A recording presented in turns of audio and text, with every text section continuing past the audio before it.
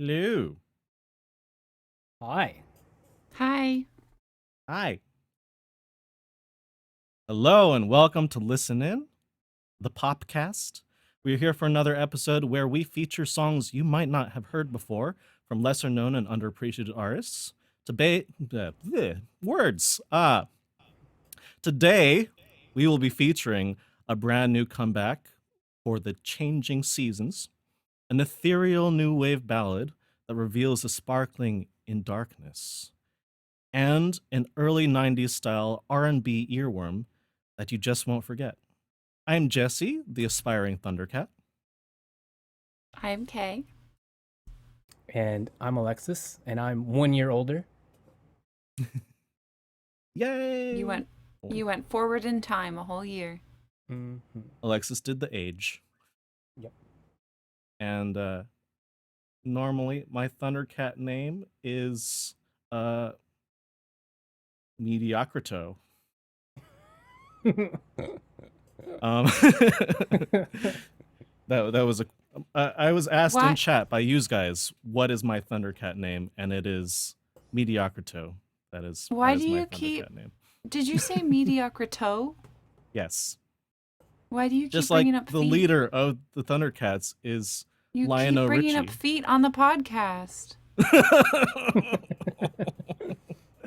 I told you it's not that kind of podcast, Jesse. No, only hooves, no feet. Normally, what we would do at this point is I would ask what y'all are listening to, but today I'm hosting and I want to ask you a special question. What do you think the future of pop music is? Hi there, Kate from the future here. If you want to hear our answer to Jesse's question, check out the video linked in the description below. Back to the episode. On track now. I just wanted to have that conversation with y'all because I respect your thoughts and opinions. And yeah. I appreciate your pushback, Kay. But anyways, back to songs. Kay, you're first. This is going to be a very different conversation here. Yes. I'm talking about real people. Let me turn on my light really quick. You're going to be restoring humanity to us, which I'm really excited about. Oh, good. I love humanity, kind of, sometimes. Well, I was writing this intro yesterday and honestly getting a little bit emotional, so I'm going to try to keep it together, but bear with me. So to understand why I'm so excited and a little overwhelmed about today's song, I wanted to share some history about the artist. So my intro today will begin with a little story about friendship. But first, a message from our sponsor. I'm just joking. A blanket apology for my Korean pronunciation throughout this entire intro. I will do my best and can make no promises. So our story starts with two girls who bonded in high school over their shared dream to become singers. And in 2014, those two girls around age 18 or 19 and two of their friends took a chance at their dream together on a competition show called Superstar K. In case you haven't noticed, we are set in South Korea at the moment. Calling themselves Polbagan Sachungi, that was my best attempt, or Blushing Youth. And although eliminated before the top 10 round of Superstar K, their unique charm and skills landed them offers from several entertainment agencies. Together, our two friends, not the other two, I don't think anybody knows what happened to the other two. I guess that's fine. Chose to sign with Shofar Music as a duo and shorten their name to Polbagan 4, or sometimes Polbagan Sa, or sometimes Bolfor or Bolsa. Sa is the Sino-Korean numeral 4, so that's how we end up. It's the first syllable of Sachungi. The duo debuted in 2016 with a refreshing and young indie sound, and soon found their popularity soaring, so much so that they've earned the title of a digital monster. In Korea, a digital monster is an artist who every time they release music, it's top of the charts. It's pretty, charts are a big deal. There are a lot of charts in Korea. If you've heard Perfect All Kill, they are like in the top groups for the most number of songs to get a perfect all kill, meaning that they topped all of the charts at the same time. It's like 9. I don't remember how many it is. It's kind of an absurd number that they're counting. But the two friends are An Ji-young, and the main vocalist, and Woo Ji-yoon, the backing vocalist, rapper, and guitarist. After 4 years of releasing incredibly popular music together, such as Galaxy, Some, Travel, and Workaholic, Shofar Music announced that An Ji-young would be continuing as Bull4 as a solo act, and that Woo Ji-yoon would be leaving the group and the agency due to concerns about the future of her career. Leading up to this, fans had noticed what they believe was unfair treatment of Woo Ji-yoon in the group, and I have to say that I agree with them, and I had noticed it too. As Bull4's music evolved toward a more produced pop sound, there became less of a use for the acoustic guitar or the sort of indie style rapping that Woo Ji-yoon was bringing to the early songs that Bull4 was releasing. And you could literally see her being moved out of the spotlight if you watched their concert videos or live performances over the years. Alexis is nodding because he knows it hurts. It hurt to watch. Literally, Ji-young would still be in the center, and then toward the end, there was a video of a concert where Ji-yoon was like way off, like in the background, like she was part of the backing, and she was the half of the group. You could also see it on the music videos. Early on, it was the two friends like having fun together and dancing and singing together. And toward the end, it really felt like the focus was on Ji-young, and Ji-yoon was almost like a paid backing actor in the videos. It didn't feel good to watch as a fan. But just to be clear, I don't want to place any blame on Ji-young for any of this. Nobody knows what happened behind closed doors, but these were very likely decisions being made by the company. And I love and am so happy that we still get Ji-young's infectious and addictive energy and voice as Bull4.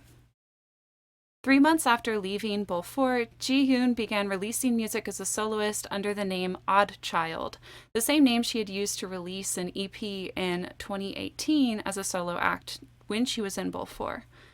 While her first solo releases in June 2020 were fairly successful in views and likes, possibly aided by some implied lyrical drama between her and Ji-young that I don't really want to get into because both of the girls have said that they don't want to talk about it really, her releases seemed to decline in popularity as that year went on. After over a year of silence, it was announced in March 2022 that ODDCHILD, or Ji-yoon, had signed with XX Entertainment. This was her first agency after leaving Shofar. Another 6 months later, that was just last week, her first single under the new agency was announced with the English title Areum. This song was released less than 48 hours ago at the time of this recording. But while I haven't gotten to sit with the song yet, I am so genuinely happy to see her active again, and I really wanted the chance to share the song and her story with you all today. To me, this is a comeback in more ways than one, because we're not only getting new music from ODDCHILD after over a year, we're also getting to see Ji-yoon have a second chance to shine, and I truly believe that she's going to under XX Entertainment. The Korean title of Areum is Gi상청, which is the Korean Meteorological Administration, or basically the weather service. I wanted to give an overview of the meaning of this song, but there weren't any released translated lyrics yet that I could find. So all I had was Google Translate, and they were a little vague, and so I didn't want to take my chances trying to do an interpretation of vague Google translated lyrics that doesn't sound very reliable. But actually the Google Translate lyrics are really pretty. So listeners, if you are curious, you can go look that up, or keep an eye out for an official or a fan translation, hopefully soon. Areum was composed and arranged by ODDCHILD, Moon Won-woo, and Hong Chang-suk, with lyrics by ODDCHILD. I hope you enjoy it. Let's listen.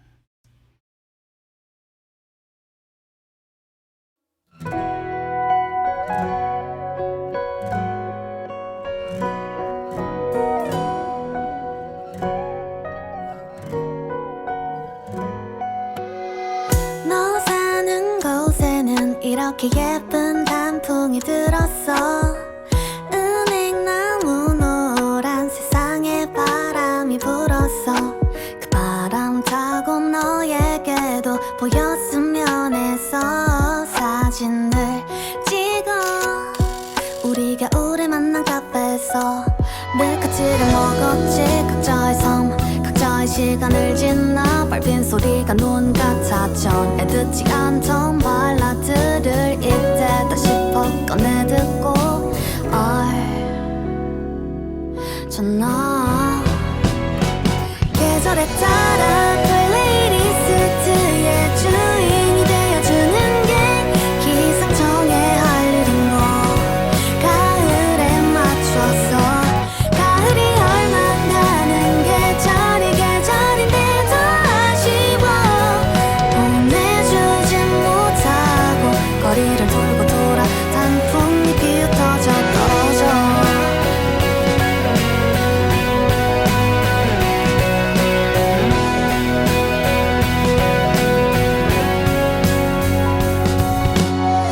추운 냄새가 쏙하고 코 속에 들어오면 익어가는 노을에 발걸음이 멈춘 곳에서 그 바람 타고 잎 사이에 비가 또 내리면 그날의 붐빈 사람들 사이에도 피었나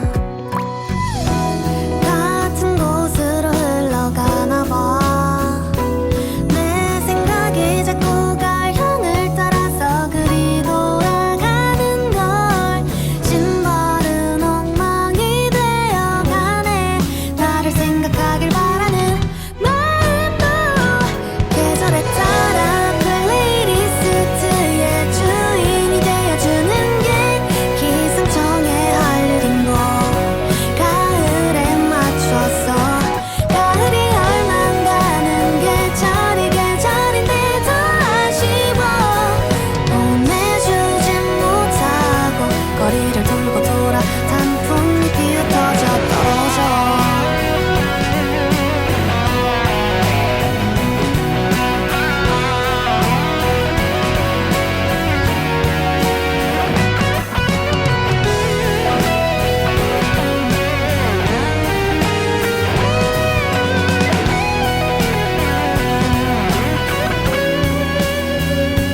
계절에 따라 플레이리스트의 주인이 되어주는 게 기상청의 할 일인 거 가을에 맞춰서 가을이 얼마 가는 계절이 계절인데도 아쉬워 보내주진 못하고 거리를 돌고 돌아 단풍잎이 흩어져 떨어져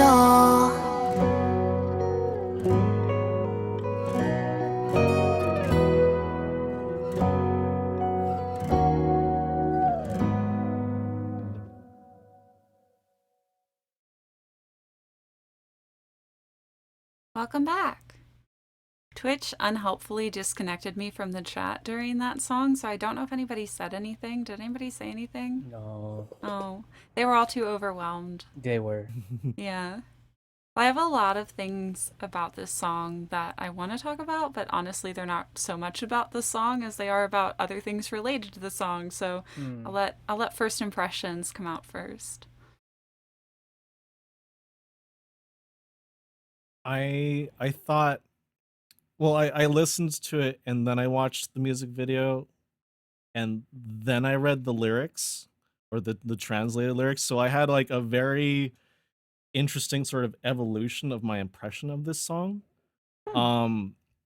But just on first listen, it's like, oh, it's like chill pop with like some late 90s to early 2000s alt rock influence, and it kind of feels like this like an anime outro with like blue sky and white clouds and sunflowers in the foreground. Like it seems like a really happy song, especially with that like guitar solo at the bridge is like really fun. um but then you watch the music video and there's like a lot of drama going on there. And it's like, oh, maybe this isn't as happy a song as I thought it was. And then you read the lyrics and like there's all these potential metaphors about I'm just gonna read a little bit of the translated lyrics in the chorus. there's a line. These are It's the a Google translated lyrics, by Google the way. So translated please, lyrics. grain of salt. Lots of grains of salt. Many salts. But part of the chorus is, "It's a pity, even though autumn is the season, I can't let you go. I go around and round the streets, maple leaves scatter and fall." And I interpreted that line as like autumn being a sort of metaphor for like changing seasons, relationships change, and even though autumn is beautiful and enjoyable to be in, it does also represent like the dying of those leaves and like the coming of winter sort of thing. Which I thought, I mean, you can speak more to the music video, I suppose, but like I thought that was fitting and interesting, but like still a huge contrast for me from what I was getting sonically out of the song. I'd like to pause on the music video conversation in Mhm. detail because I have a lot I want to say about it. All right, So, right. Alexis, thoughts about the song? Yeah. So we're just gonna go over the first impressions because I feel like we're gonna get into a pretty deep discussion about kind of like impact and things like that. Very first impression when I first started the song, I thought it was leading to like a country song for a little bit because like it starts off with like an effect that sounds sort of country-ish, but then like 2 seconds later, then like more sounds come in. I'm like, okay, I see where this is going. But yeah, what else? Man, I love Ji-yoon's voice. Her voice is so beautiful, and I could listen to it like just all the time. And this is definitely like my kind of just music. I want to say like this is the kind of music that in terms of like her singing and like the instrumentation, like this is just something that I can just easily put on and like it's just right. So that was already hitting me like I was already on board, like I'm loving this. And what else? There was another thing.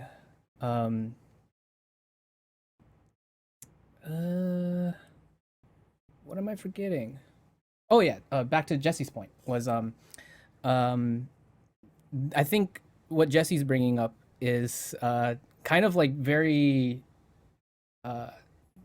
normal for Korean music, where you have like this really bright sound and bright arrangement of music, but then the lyrics are telling something that's a little bit more. I mean, I'm not sure if like sad is like the best way of like putting it. It feels a little bit too narrow, but hearing Jesse's experience where he's like listening to the songs the first time and it's like, oh, I'm feeling that bright emotions and it's feeling like more on the positive side, but then he dived into the video and the lyrics and it having like this contrast with the two, as though like the music and the lyrics are telling two different stories.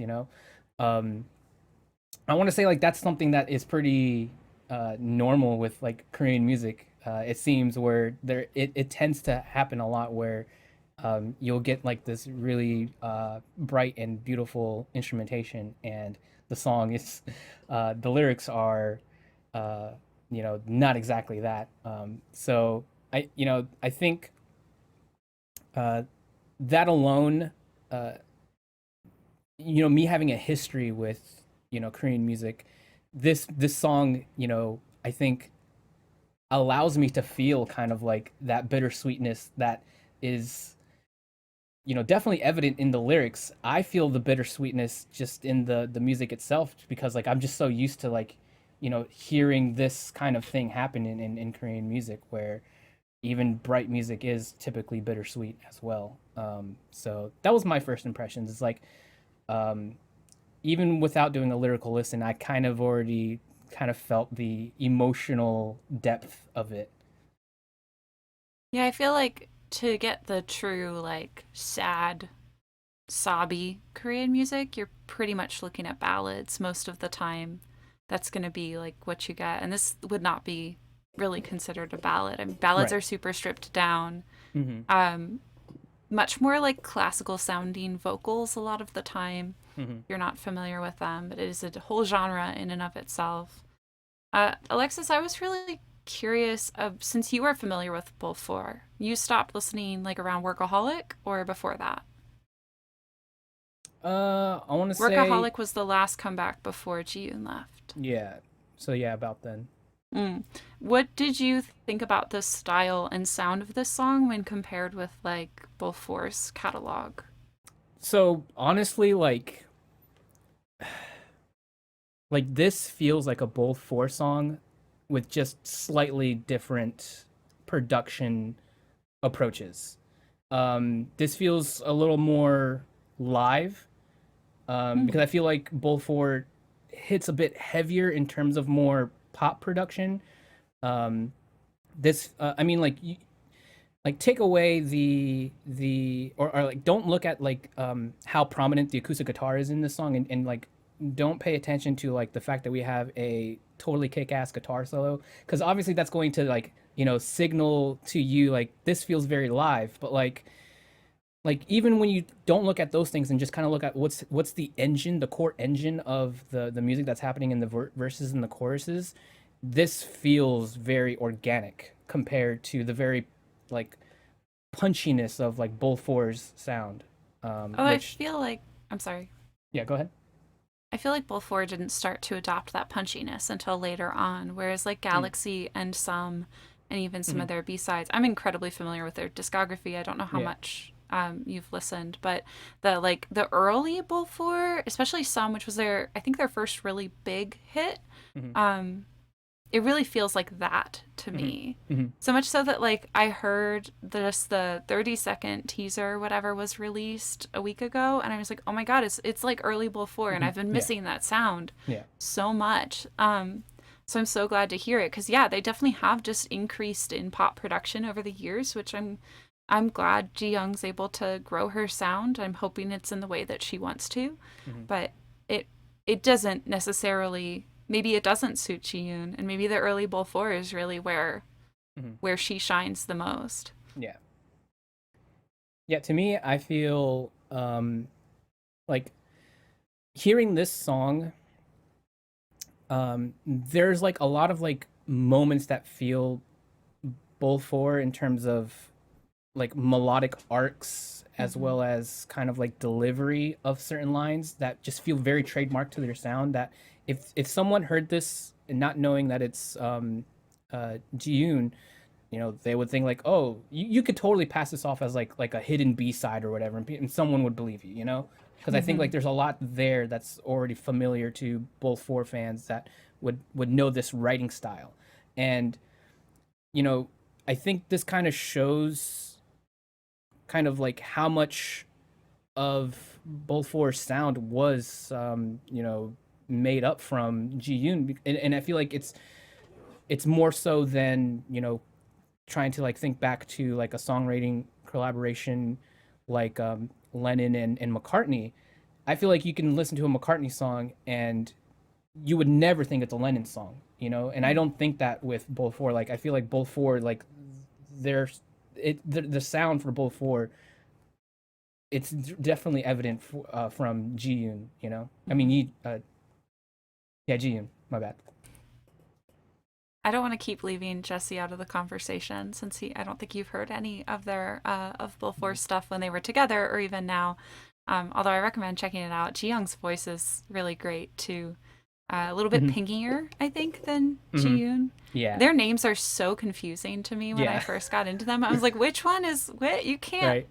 What? But yeah, I really adore them, and I'm really, really glad to be hearing from Ji-yoon again.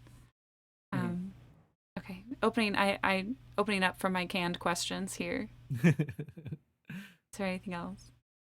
I mean, other than that, just to talk a little bit more about like just the sonic details and song details that are going on here, like I feel like what's shining through a lot here is kind of like the classic Bull 4 sound that, if you are familiar with Bull 4, they're happening here, which is really nice. And I think like part of that is kind of these vague sort of hip hop sort of sounds that happen, especially like on the first verse, in terms of the percussion instrumentation feeling slightly hip hop focused, which kind of get dropped out in the second verse.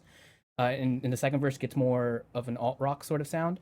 And also, I think like those hip hop sort of vibes not only feel like a callback to Bull 4, but like I think also just benefits Ji-yoon's personal singing style, where she has, you know, this really beautiful singing voice, but she does have like this kind of punchy delivery at the same time. I mean, sometimes where she switches up to like a sort of like punchy hip hop sort of delivery, and we see that as well in the first verse when, you know, she's attacking the rhythm of the singing melody a little bit more in a hip hop fashion.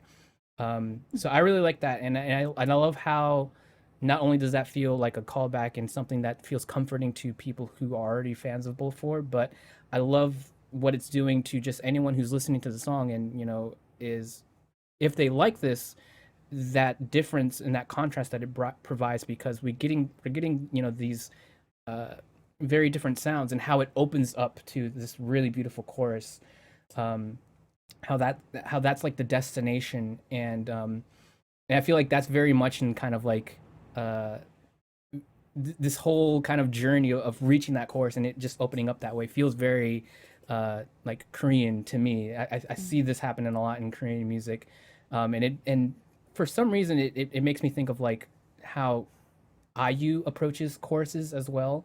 There are some moments in this song that feels kind of IU to me. Another digital monster. Yeah. Yeah. Yeah, I think those are my main or last takeaways in terms of just like the music and the sonics that are going on here. In response to that, like I guess maybe I'm just not as keyed towards it because I'm not familiar with their music, but I didn't really hear the hip hop stuff. To me, it was like right away a sort of like pop alternative sort of deal. But I guess I'll have to re-listen to the first verse and see if I can pick that up in terms of the rhythm. I think I just wasn't concentrating on the rhythm that much either parts, because I was so focused on like the guitar and piano, which I think was interesting to me in that in Western music, we don't often hear guitar and piano combined in a way where the guitar is forward and is like the focus. Because I think of like Sarah Bareilles or Elton John or something, like where there is sometimes guitar and piano, but the piano is the star whenever there is both. And because the piano is like typically like it is a physically larger instrument, it is a louder instrument. And it often, like when you have piano sounds, they can be very dominant if you have them equal in the mix. But I guess they just like back that off a bit and have the guitar forward. And I thought that was interesting, and that's not something that I'm used to, at least. I had never thought of that before. And so I feel like I'm going to have to like go listen to my entire liked songs and try to pick out the songs that have both and see. Should we start a playlist of songs that have guitar and piano so we can compare? I could be wrong, really but that's just what came to mind. No, like, it's making this is total different. sense to me. And like I have a hard time. Rewinding. This is a sound that I feel like isn't terribly it has certain elements to it that are unique, but like the basis of the sound feels very familiar to me in Korean music. There have been girl groups that have more of this kind of, I always call it the like Disney princess sound because I don't know what else to call it. But as far as the instrumentation and the production, it feels like it could be like somebody singing in the hills to the birds. I'm not doing a good job of explaining this, but I think there are like some Lovelyz songs. I think especially if you listen to Lovelyz, you listen to Kei's solo stuff. That's Kei, but Kei. That's a really good example of what I'm trying to describe. But it is a sound that exists, and it's not one that I've ever found in Western pop music. And I've like kind of looked for it. I don't really know how to look for it because Disney princess music is not probably going to bring me any helpful results. But it is a very like Korean pop sound to my ears, and I don't know if maybe an element of that that I just hadn't identified is that like background piano element, because I feel like there is a lot of that. I always associate it with almost like symphonic orchestration. I don't have better words for that. Like a lot of strings and a lot of piano, and all of these things are background, not foreground elements that I don't hear very often in Western music. If anybody has any recs, though, I'll take them. I would love some more Disney princess music. If it's okay, really wanted to talk about the music video a little bit. Are you all good? Okay. Hey, it's me, Future K again. To hear our many thoughts on this music video, check out the video linked in the description below or at the end of the episode. Back to it. Any other thoughts about this? Alexis? About the song or the video? Any of it? Yeah, so to me, like this was like an emotional experience for me, I would say, and not just from the video, because we've definitely dived deep on the video and can already see how that could be emotionally impacting to somebody. But this was also more personally like an emotional experience for me, because not only is the song amazing, not only is the story of Ji-yoon, powerful, having the history that she has had, and this being a significant moment for her, but also being emotional because of how emotional the music video is as well. But personally, to me, like, this is also coming at a time that I feel like is almost it almost seems like unreal how perfect it is, with not just how beautiful the song is, but like also the lyrics. Even though it is Google Translate, I still think we are getting the broad strokes of it, and what these broad strokes are very poignant and very powerful. I'm noticing kind of like something just as a personal connection with this song, in that feeling that is happening in the song, specifically the chorus. Being the owner of a playlist, depending on the season, it's the meteorological agency's job. Kind of like I think that it's such a funny but like also cool and relatable way of like taking something so ordinary, something that you don't really think about, like the weather system, and making that a focal point of a very emotional song. I think like that's really, really cool, and also expressing it in a way that I think a lot of us can, like, as music lovers, can relate to, of like how music kind of how it's almost like a soundtrack, like how we choose a soundtrack to our lives. Because I think a lot of us as music lovers will make playlists, whether it's for seasons or for specific occasions, and in a way we choose the songs to represent kind of like expressing something that we can't really express through words, and that being the actual chorus of this song, I feel like I can relate to it. I know exactly what this person is going through, and saying like the weather system for my country is kind of like the DJ of my playlist, and kind of like the DJ of my life. Like I feel like that is such a cool and relatable sentiment, because I feel like sometimes I can be the person that is in control of like kind of the music that kind of soundtracks my own life. And knowing someone is kind of like walking through this chapter of their life, and the seasons changing in a way are a natural representation of the music that they're listening to.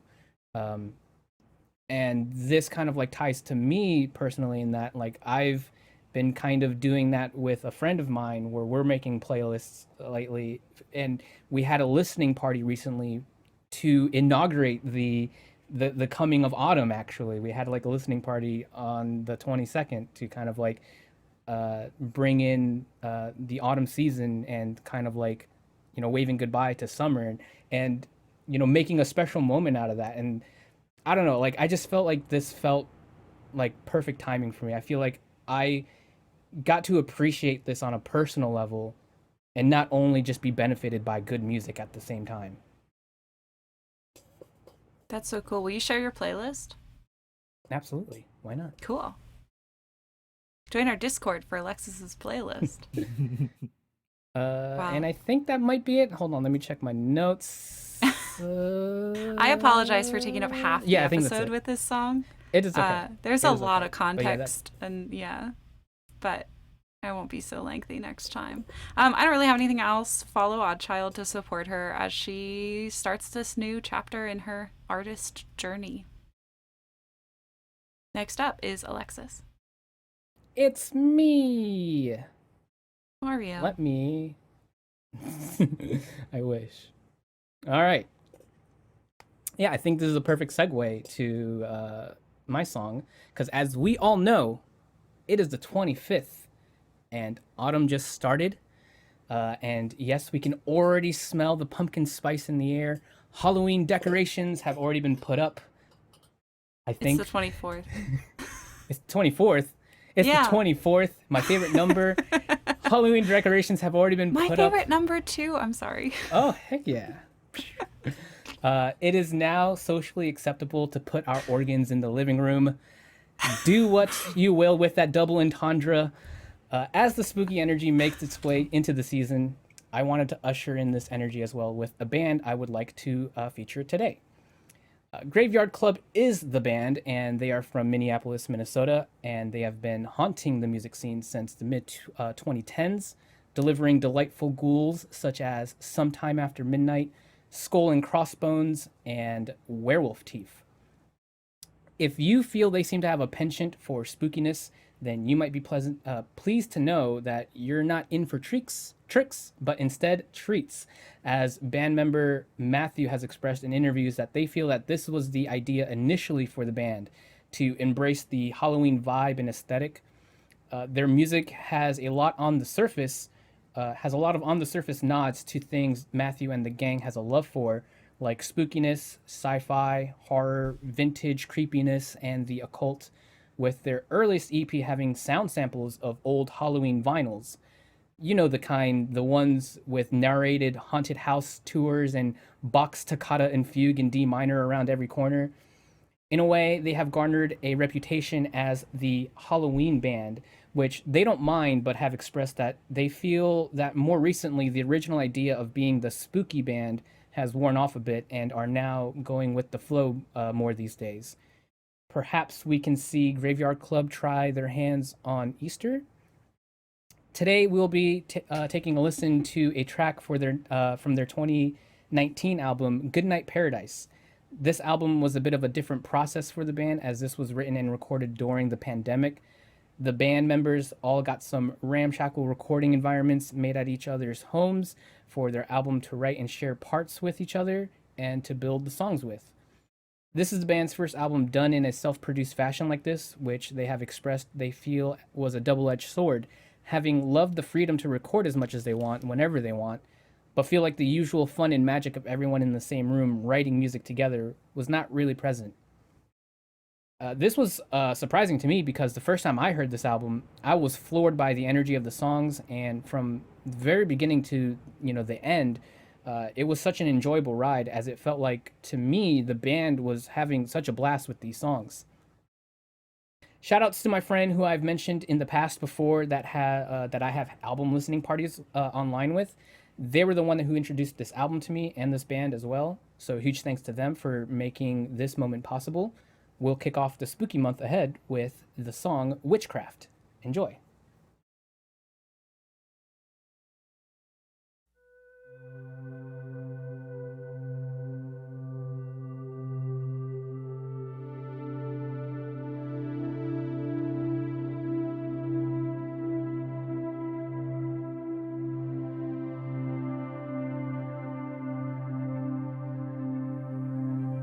And what of your dreams and your nightmares? If you ever imagine that fingers are at your throat throttling you, don't twist and turn. Wake up. Open your eyes.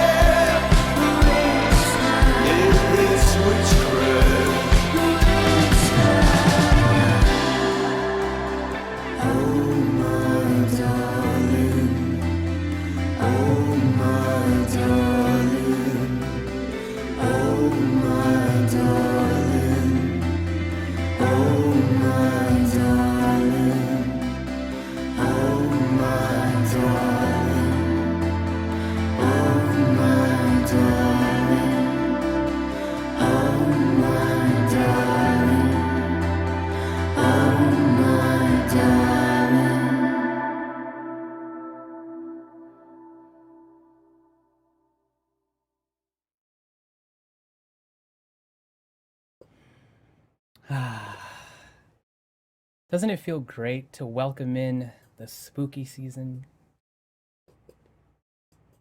Or is that just me? Is that how you welcome in the spooky season? Deep breaths? Yeah. Deep breaths. Meditation. Wonderful 80s spooky music. That gets me in the whole October mood. From the chat, you want me to read or you want to read? Go ahead. Okay. From the chat, I can't tell what was US Gaius making jokes about my automaton comment and what was commenting on the song. But Trick Switch said, "Hello, new age sock hop genre. I welcome thee heartily." New age sock hop. I have never heard all those words in that order together before, so I don't know what it means, but I do like the description. Yeah.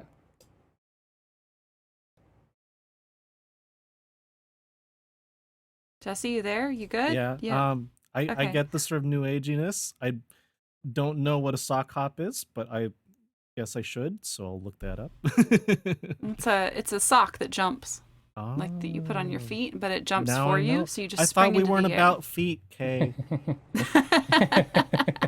Good call. Good call. When we came back, I was going to say, well, hello, 80s revival, or speaking Yeah, of 80s Mm. revival, because that's very 80s sounding. Very Thankfully, 80s, I like yeah. the 80s despite my 90s hatred.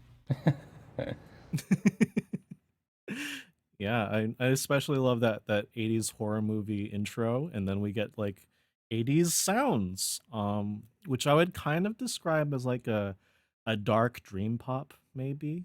Mm. Um, and like it's very evocative, very like hitting all the important points for 80s music. Instrumentally, I thought it was kind of like in between Depeche Mode and The Cure, like a little Mhm. more synthy than The Cure, a little more acoustic than Depeche Mode, Right. and maybe some like Echo and the Bunnymen throw in there. Mhm. And I think even like the singer, the male singer, sounded like halfway in between the singer for The Cure and David Bowie to me. Mhm. And the female singer sounded like Blondie to me, which is not 80s or 80s pop, Yeah. because like my understanding of 80s female singers is that they're a little more gritty and a little more like attitude, and like Mhm. Joan Jett, for example, would be, Right. or like, yeah. But I thought that floaty sounding vocal from her was also like really working with the song, and I Mhm. think I also listened to Dream Pop, which has like a lot of overlap with this sonically, and that's a very common sort of aesthetic for a female singer to have for that Yeah. genre, at least. Yeah. If it's dark dream pop, would it be nightmare pop? Yeah. I like it. I think it works. Yeah. I was going to say I loved how much the male singer's voice fit the spooky aesthetic. Mhm. Like that was, is he in the band just because of that? Is that a voice that he does? Like, does he have that same vocal quality on every song? I have a lot of questions. Uh-huh. I mean, am I allowed to answer or? Yes, Please. please answer. Okay. So yeah, Matthew's voice is pretty much like this for a lot of their music. So there's that at the very least. So there's that consistency, which is really cool. And I think like, just with like the last chorus where he kind of goes into a higher range, he does like have a range. It's not like he just does the nice David Bowie sort of thick and nice tone throughout all his singing throughout the catalog of the band, which has been around since like 2014. So they have like 3 or 4 albums. So yeah, he has a range, but like you are definitely going to get that sound from him at the very least, though. So there is consistency, but there's also range, which is cool. I'm glad to hear that with a name like Graveyard Club, they have a male singer who sounds like he could be singing the Monster Mash. Yeah. Yeah, it's definitely like an intentional thing from them. They definitely want to evoke that sort of thing because again, like the band members all have a shared love and interest for this sort of whole thing, the whole Monster Mash sort of thing. So they want us to feel that and get that from them. They do it successfully. Yeah. I think for me, a lot of my enjoyment comes from the how the vocals are delivered in that kind of spooky, well, not spooky because it's not scary, but it's like it's evocative of like that whole like Halloween sort of vibe. How the vocals sound that way, and then the chorus of the song, I think we get a lot of enjoyment because we're getting that sound from them, and the chorus is witchcraft, and it almost sounds like it's a question. It's like witchcraft. Like which craft are we talking about? I don't know. Oh no. Darling, it's witchcraft. Yeah. So that's a lot of replay value for me, I think. Maybe Wondering one day. witchcraft. Yeah. Maybe one day we'll get the answer. Yeah. Goths and Ben Franklin's. It's what this song is about. Yeah. Oh, I get it. Yeah. Kraft, Ben Franklin. Are they still around? Does that I still think so. exist? I don't Michael's know. would have been probably That's just what I think of a wider audience. craft stores. Why are they all named after men is the other question. Don't know. Are they? Ben Franklin and Michael's. Oh, yeah. Mm. Is Pottery Barn a craft store or is that a clothing store? I don't know. Neither. I think it's No? a furniture store. Furniture. Maybe we can make some pottery. But it at does Pottery feel Barn. like they should be selling like plates and mugs. I forgot what I was gonna say. Oh, I think that a term I might use in thinking about the like Monster Mash, spooky vampire aesthetic vocals. I feel like the female singer has like sort of ghost vocals. I mean that as a compliment. I don't know if that sounds like a Yeah. compliment, but like the way that she sings and the way that they just kind of float around on the notes, like nothing is very harshly delivered, feels to me like a spooky ghost. Yeah, I like that. And I really appreciate their dedication to their theme. Like genuinely, I love a good theme, and I appreciate the music video is like them riding around on bicycles. I didn't follow a story, but to be honest, I may not have watched that closely. Them riding around on bicycles, and they have like skeleton kind of face paint on, not like a skull, like a skeleton. It was interesting, and the song is called Witchcraft, but it's a love song. Right. Yeah, like it was cute. Yeah. I like how much they do that. Yeah. And they really lean in, which is good. Yeah. Her voice is ethereal, bringing us back to that word. Yes. Don't say that word. Yeah, and I think part of like the sweetness that they have comes, and I'm not sure if either of you picked up on this, but I get like 50s vibes from this as well, in terms of there's like some 50s ish sort of ideas in terms of like the way the lyrics are written, but also kind of like how we approach choruses and things like that. And like the way that the melodies intermingle with each other, it feels kind of 50s to me, and I think that's a really cool mix with you have like this very 80s sound palette, but like this kind of like 50s approach to like a pop song, and I think that's like really cool, and I think maybe I'm a little bit more sensitive to that because on the rest of the album, like there are more very blatant like 50s sort of elements that do happen. So when I go back to this song, I can see it a little bit more, but knowing that is something that is seemingly very intentional, that it's this kind of like mix between like 80s and 50s ideas, I think it's really cool because I think that as well kind of like feels it meshes well with the whole theme of like the spookiness, because I feel like um, a lot of that a lot of like our ideas of like the more charming side of like horror comes from like, you know, the more vintage side of it, and I think that does come from like the 50s as well. So I think it helps create that atmosphere for us as well. I totally hear that now that you're saying it. And Trick Switch said in the chat, and Trick Switch was also the one who called it new age sock hop genre. Sock hop being the 50s ish, right? Said that and the drum rhythm are what makes it sock hoppy to me. I think it's interesting because I walked away thinking, "Wow, this is so 80s," but like I don't think Trick Switch had heard this before, and walked away with the 50s. You got both. Jesse, were you an 80s team or 50s team? I'm both.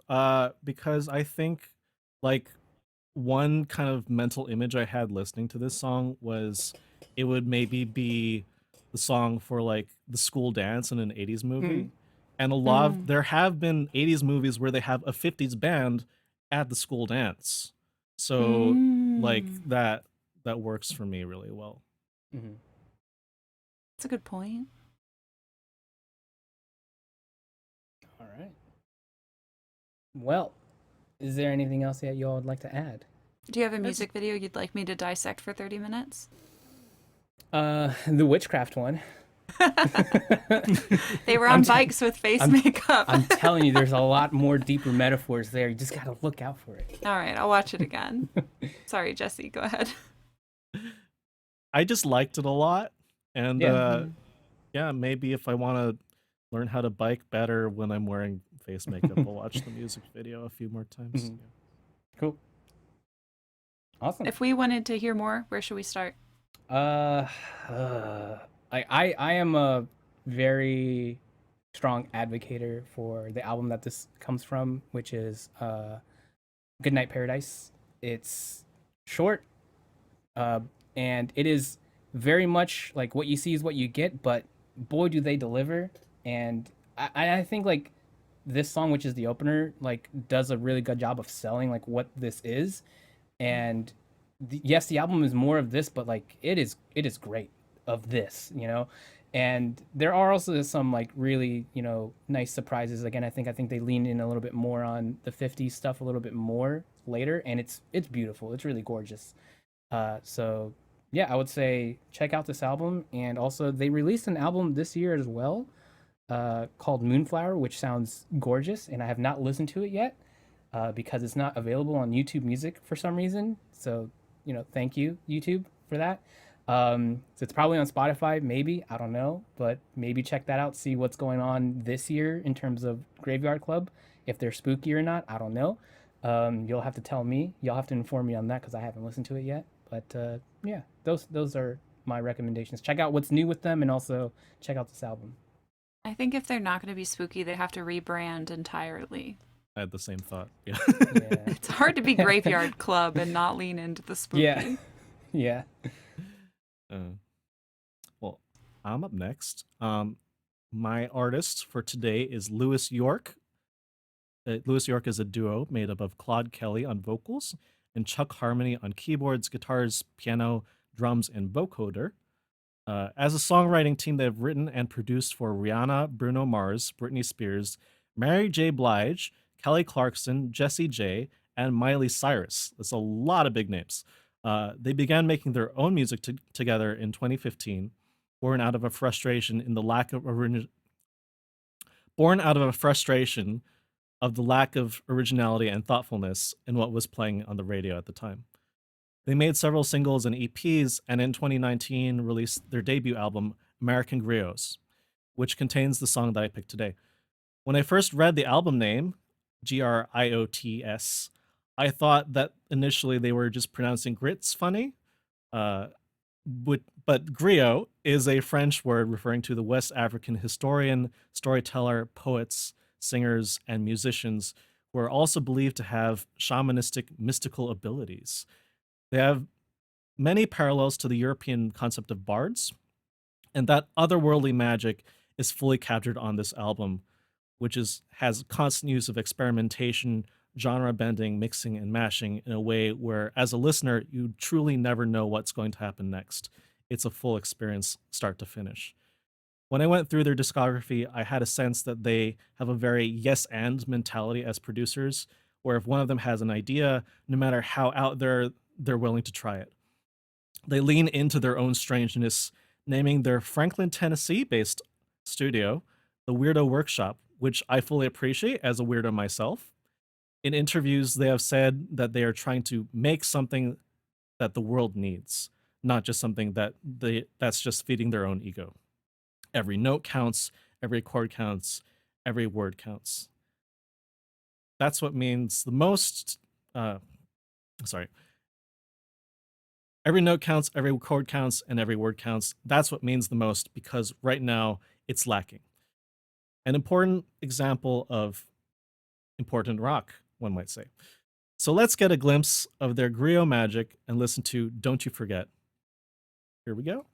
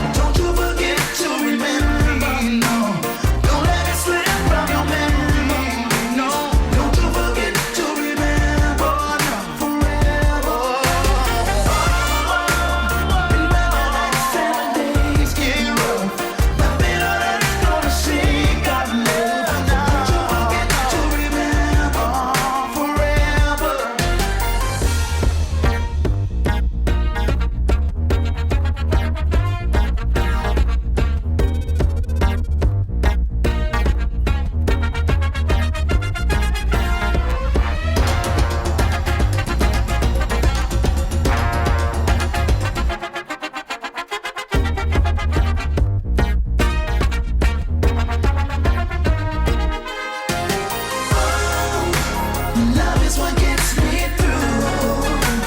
Nothing could be more true. There's no replacing you.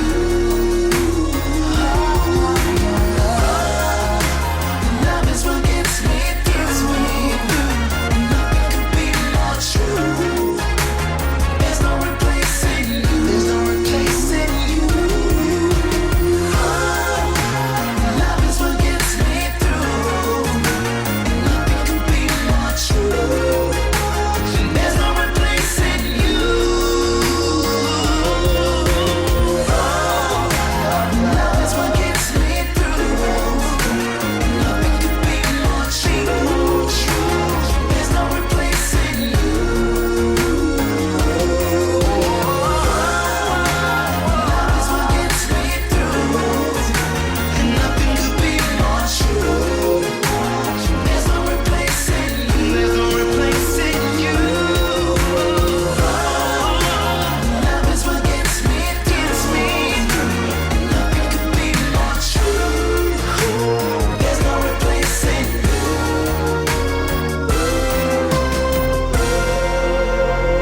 There's no replacing you.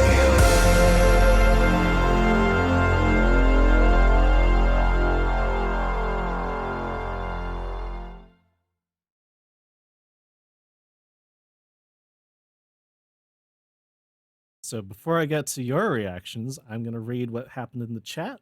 You guys said it started off like a spooky NES game, which I can totally hear that. Yeah, there is some interesting stuff happening at the beginning. And Trickswitch said, I'm so confused by the space and the music. This happened around the bridge. There's like 3 different decades fighting for prominence. And yes, 100% agree with that.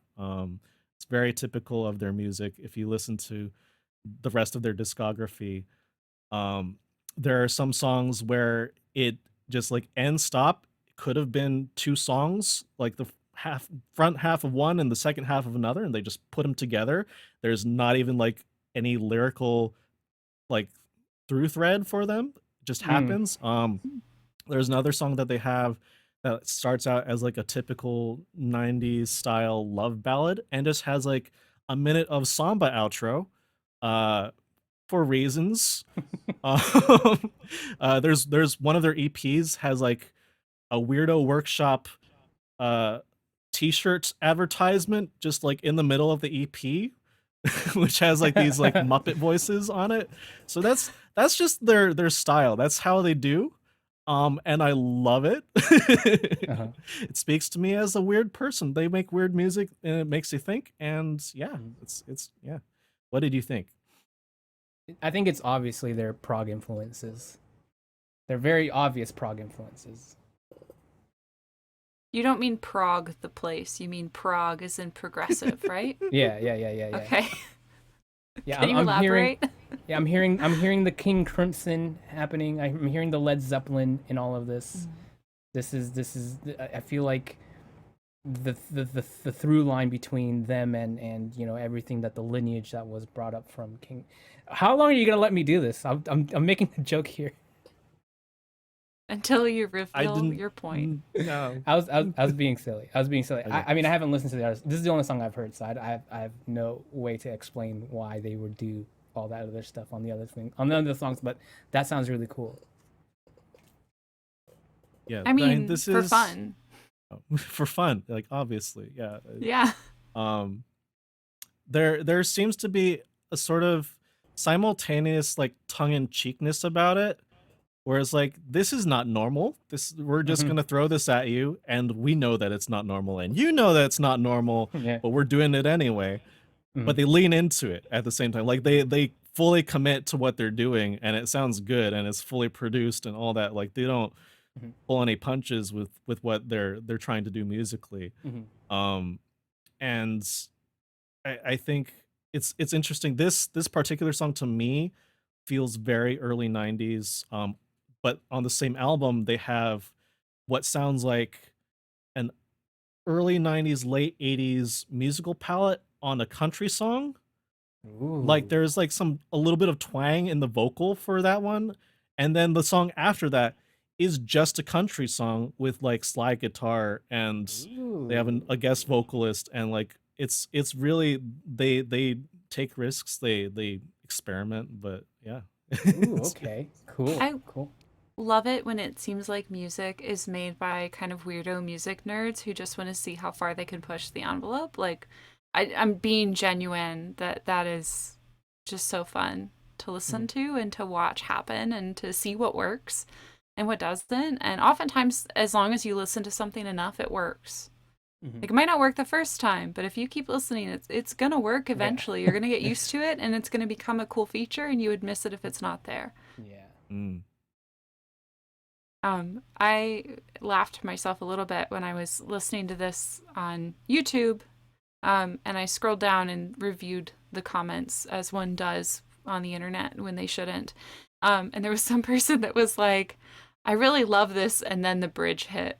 And I was like, I was on the fence until the bridge hit. So clearly different strokes, but like that bridge is what makes the song for me. And I think if, again, self-proclaimed 90s music, not my favorite. I don't like the sounds in it. Like, very specifically, the sounds are just grating to me. This doesn't have a lot of the things that I dislike, so it's fine.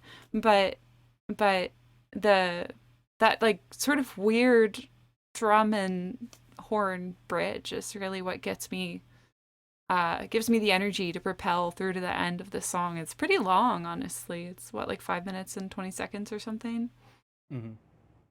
Yeah. The bridge like sounds to me like it would be fit perfectly in like a Stevie Wonder song.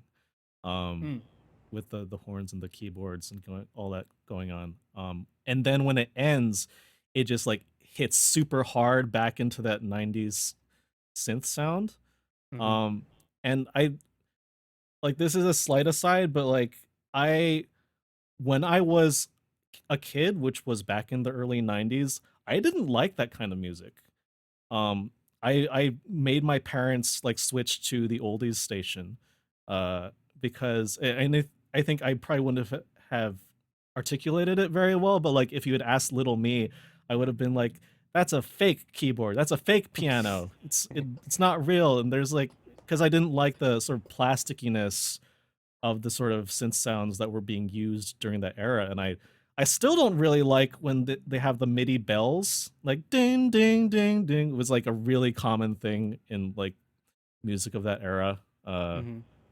Like it still carried on to like early NSYNC music and like Mariah Carey music. But I didn't like it. But this, I just can't help but make the stank face when I hear those harmonies and the rhythm going on.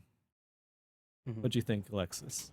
Yeah, I think I feel very nostalgic for this music because I grew up listening to that type of stuff, and I didn't grow up listening to it conscientiously. Like, I didn't have a choice. I was a little kid. I wasn't going out of my way to listen to this stuff. This is the type of stuff that my mom was listening to in the 90s. So just from the very beginning, that very first like vocal ad lib that he does, the dooba dooba doo thing, it is like spot on, like the type of things that you would hear from those 90s songs. And like it like just gave me like a wave of nostalgia because like the vocalization very much of that era, but also the effect on it, like the kind of like reverby effect on it, very much of that era, to color his voice in that way. Like it just really brought me back. It brought me back to that time of being young, listening to the music that my mom was listening to at the time. And those songs, I feel very fond for them because like a lot of those songs are just like really feel good songs. So yeah, that like set me up for this song in a positive way already. And also shout outs to Use Guides as well for making that comment that the beginning, that little instrumental at the beginning sounded like a creepy Nintendo game, because when I first heard this song and I heard that, my first notes, like I was just kind of like in real time, kind of like writing my thoughts out while I was listening. And the very first thing that I put was like video gamey vibes. And I was like, I wonder if anyone else is going to feel that, because it felt very video gamey to me. And obviously it doesn't tread in that direction anywhere after that. I think it's more of like a sound palette thing rather than a trying to evoke video game sort of sounds. But it did make me feel that way, so I'm glad that someone else felt that way too. Um, and yeah, to me, this is just like music perfection to me. Like I listened to this and I was like blown away just at the how hard they go in with the instrumentation. The singing is incredible. Like I was just strapped in from the very beginning. They hit a harmony at the very, very end.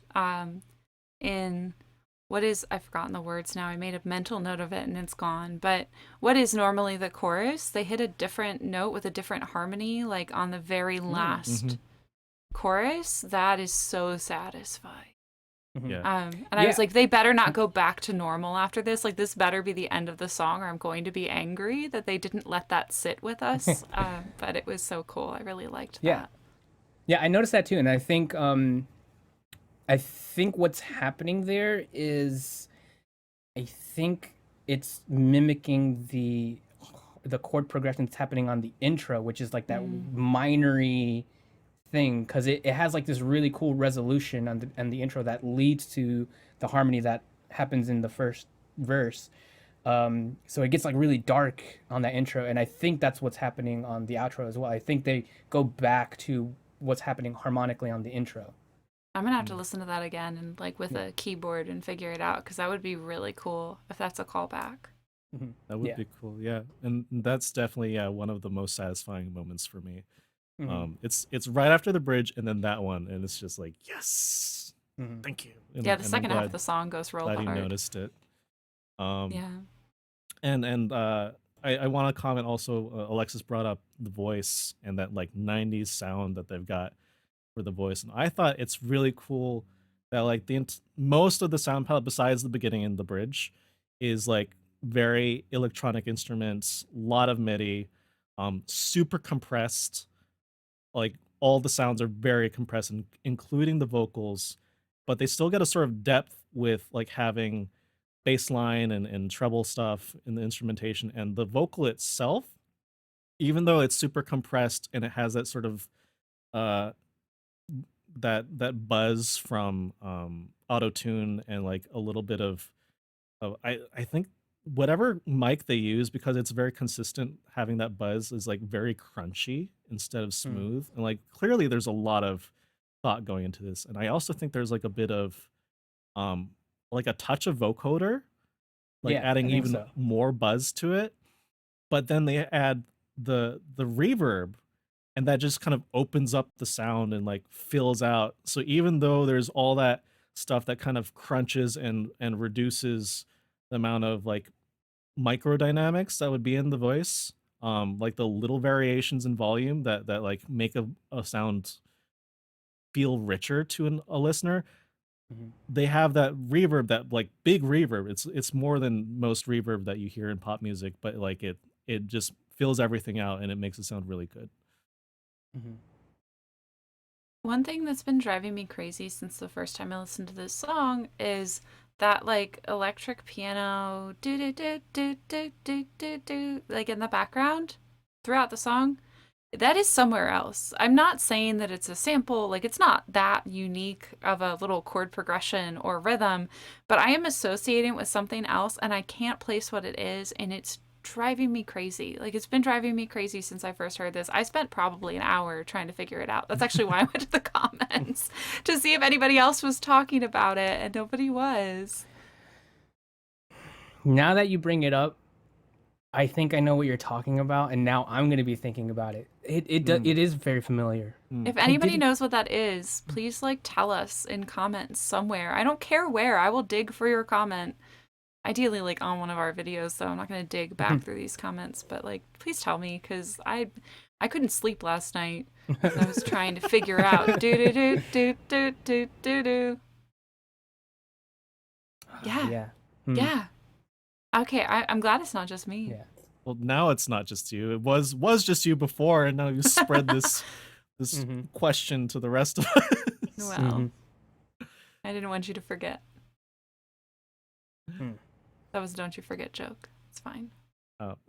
Don't you forget about Louis as you guys. I said in the chat. Don't. Hmm. But yeah, to just comment on the vocoder thing.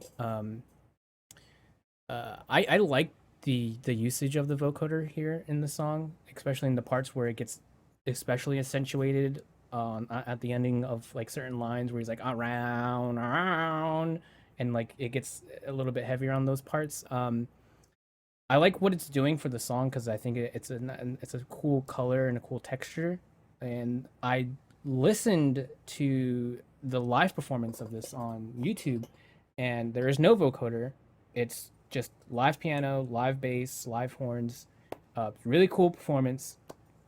And seeing it in the context of a fully acoustic performance, it's cool to see that those lines that got accented by the vocoder sound very, very nice. Him kind of like changing slightly like the vowel to get a different color on those parts that typically had the vocoder, to kind of evoke a sort of different shape to allow those lines that we've already got used to seeing like how those lines finish and resolve with the vocoder, but now without the vocoder, like him making his voice kind of like have a different effect is cool as well. So the live version of the song is amazing, and I think like the way that they reinterpreted the more synthetic things that happen on the studio version is really cool to see what they do on the live version too. Are you referring to the video where they're in front of like bookshelves? Looks like, or maybe they're like shelves with like records on them. I don't remember exactly. I think you're thinking of the Paste performance, Paste magazine performance. Yeah, I watched the one where it's on their official channel. Okay. It's a live performance, yeah. Yeah, because on the Paste one, like I think there's a little bit of processing on it, just like to clean things up, but like clearly, like they can still, even without the effects, they can still sing really well. Yeah, but they still have that. Even on those, there's like a bit of buzz, and like on the one that I saw when he hits those like extended vowels, ow, ow, ow, ow. There's a little bit of like leaning into that sound too, even though it was like more acoustic.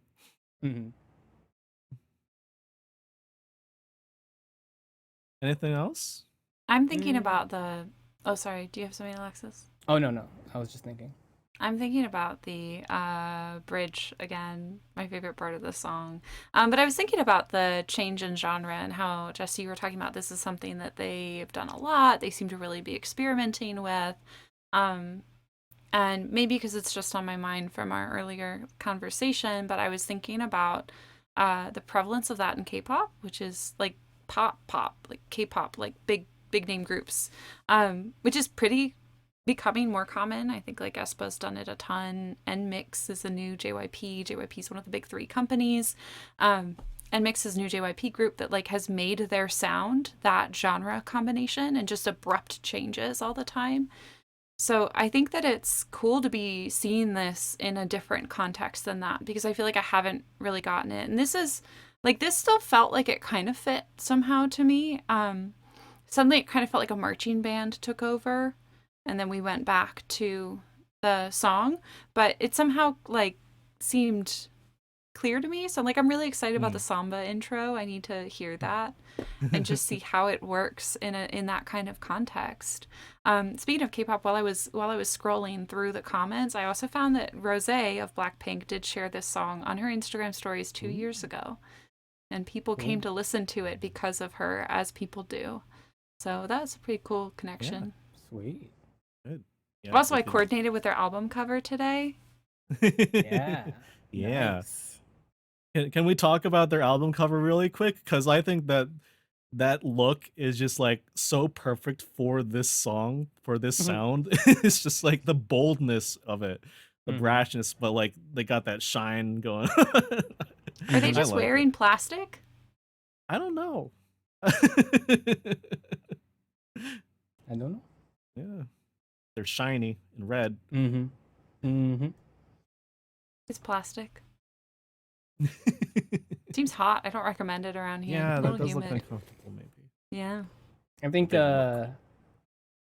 I think my final points here, or little impressions that I've got from the song, where uh, the harmonic adventurousness of this song. Like this song like went all over the place in terms of like keys. Um, Especially, I think one of my favorite parts was the what's listed on Genius as the bridge. I feel like it's kind of like a post chorus or maybe a refrain, where he's like doing like that motivational like little talky bit. There's a key change, and it feels like so surreal, that key change. Like it gets into like this really just, I don't know, surreal sort of atmosphere that I really liked. But the pre-chorus is also like in a different key, which is really cool. And again, like what's happening like on that outro, like where we kind of dip into like that weird like little space on that final note. Again, if I feel like it's kind of like harking back to like what's happening on the intro, which I think is a different key. I don't think it's, or maybe it's alluding to like what the main key is of like the courses and the verses, but it's definitely like not tonally in the same center on the intro. Which again, like there's a lot of like adventurousness going on harmonically here that I think was really cool, and it reminds me of "Leave the Door Open" by Silk Sonic, Oh, and yeah. you know, when I was picking up on that, I was like, oh, like I wonder like what came first. Is this kind of like a like is Silk Sonic kind of like what kind of like helps propel this sort of thing to be made and put out there in the world? Because like I think when Silk Sonic came out with "Leave the Door Open," I think there's been like this resurgence of vintage like styles of music and harmony like this. I come to find out that this song came out in 2019. It predated Silk Sonic and Leave the Door Open, and I think it's like really cool to see that there are other people that really want to do this kind of style of like ambitious. I don't even want to say ambitious, because I think like a better term of it is just very adventurous like harmonic writing, because I think like it adds so much different mood and color to songs when you are you know switching these tonal centers throughout the song. Yeah. I don't think I caught that at all. Like I think there was a lot going on, and I was also very distracted by that do do do do do that I still can't figure out. But I'm really gonna have to listen back more closely to catch these harmonic things that they're doing, because that's super cool. Yeah, I'm glad you brought up the Silk Sonic and when they released the album, because I think going back to that long conversation we had at the beginning of the episode about what the future of music is, like I think this song is very of the now in terms of where the pop sphere is going, for like this early 90s era being brought back, but they were like ahead of their time by like 3 years. Yeah. Although the album as a whole, they do have, I think, 2 or 3 more songs that are kind of late 80s, early 90s, but they do run a full gamut of like, we're just trying stuff out and you're going to listen to it. But this particular song, which was my favorite and my first impression of them, is like very could be a hit now, I think. Um,